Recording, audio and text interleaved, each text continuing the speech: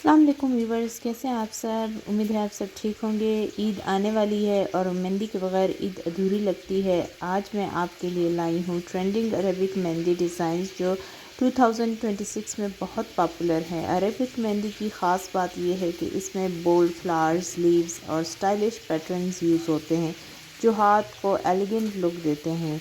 अगर आप सिंपल और क्विक मेहंदी लगाना चाहती हैं तो अरेबिक स्टाइल बेस्ट है। ये बिगनर्स के लिए भी परफेक्ट हैं। तो इस ईद बनाएं अपने हाथों को खूबसूरत अरेबिक मेहंदी डिज़ाइन के साथ। वीडियो पसंद आए तो लाइक, शेयर और फॉलो ज़रूर करें। Thank you.